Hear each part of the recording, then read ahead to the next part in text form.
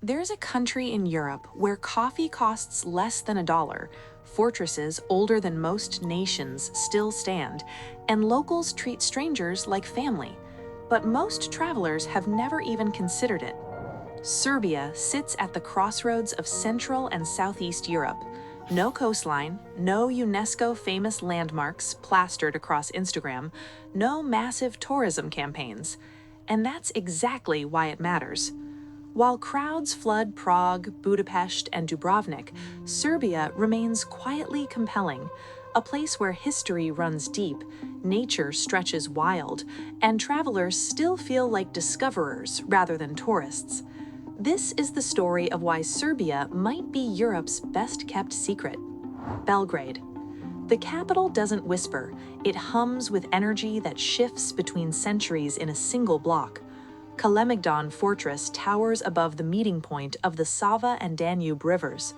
Romans built here, Ottomans conquered it, Austrians rebuilt it. The walls have witnessed 2 millennia of rise and fall. But step away from the stone and Belgrade becomes something else entirely. Skaterlia, the Bohemian Quarter, glows under string lights. Live music spills from doorways.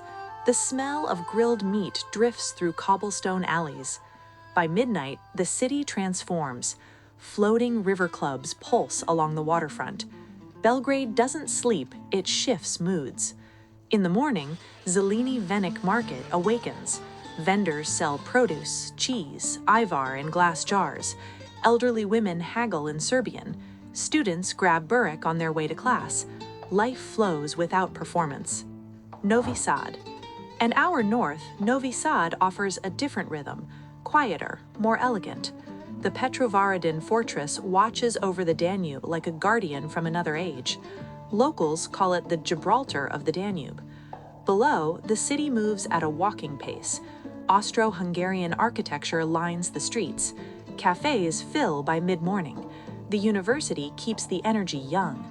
Every summer, Exit Festival transforms the fortress into one of Europe's biggest music gatherings. Novi Sad doesn't compete with Belgrade's intensity, it simply exists as its complement. Calmer, greener, equally magnetic. Serbia's landscape doesn't fit the Balkan stereotype. Kopionic and Tara mountains rise in waves of green and stone. Ski resorts operate in winter. Hiking trails wind through spruce forests in summer. Villages cling to hillsides where shepherds still tend flocks the old way. The Drina River carves through western Serbia, its water impossibly green. A lone house perches on a rock in the middle of the current, rebuilt every time the river takes it down. 50 years of stubborn resilience. Uvok Canyon twists in hairpin curves visible only from above. Griffin vultures circle the cliffs. The meanders create patterns that look painted rather than carved by water. Davoyavaros, the Devil's Town, stands in the south. Stone pillars formed by erosion rise like ancient sentinels.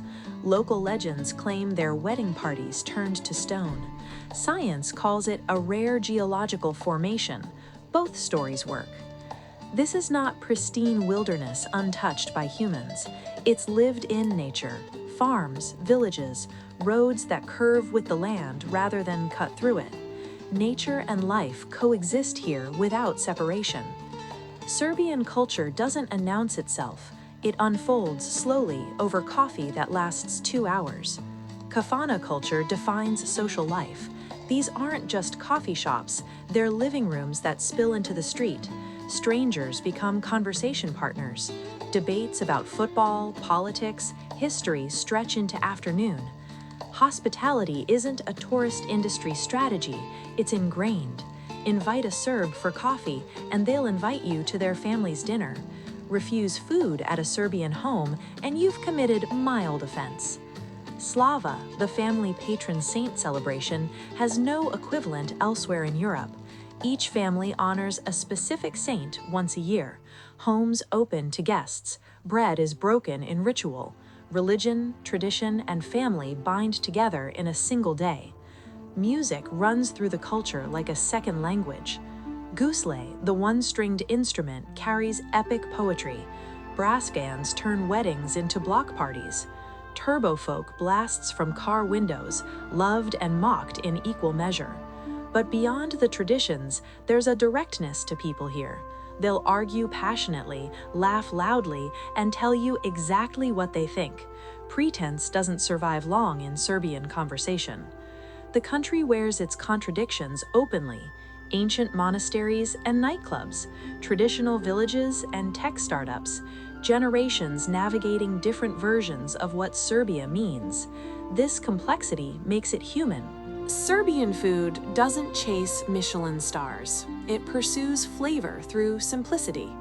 Cevapi, grilled minced meat rolled into small sausages, served with flatbread, onions, and kaymak, a creamy dairy spread that's somewhere between cheese and butter. Ivar, roasted red pepper relish, made in autumn when families gather to prepare jars for the year. Sweet, smoky, essential. Burek, flaky phyllo pastry spiraled with meat, cheese, or spinach, sold by weight, eaten at any hour. Sarma, cabbage rolls stuffed with rice and meat, slow-cooked until tender, served at celebrations, family gatherings, any Sunday worth remembering. Baklava, tulumba, palachinke, sweets borrowed, adapted, and claimed as their own. A full meal with drinks costs less than an appetizer in Paris. 10 euros stretches further here than 50 in Western Europe. Budget hostels run 5 to 10 euros a night. Mid-range hotels offer comfort without luxury prices. Apartments in city centers cost what outskirts charge elsewhere. Buses connect cities for a few euros. Taxis don't break budgets. Coffee costs less than a subway ride in London. Serbia isn't cheap because it's inferior. It's affordable because tourism hasn't inflated prices to match Western European standards yet. Ask travelers what surprised them about Serbia, and the answers converge on themes they didn't expect. The nightlife. Belgrade's clubs don't just compete with Berlin or Budapest, they offer something different. River barges turned into venues, warehouses hosting techno until dawn, a city that treats nightlife as culture, not just entertainment.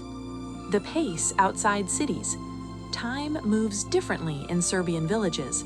Conversations happen without urgency. Meals last hours.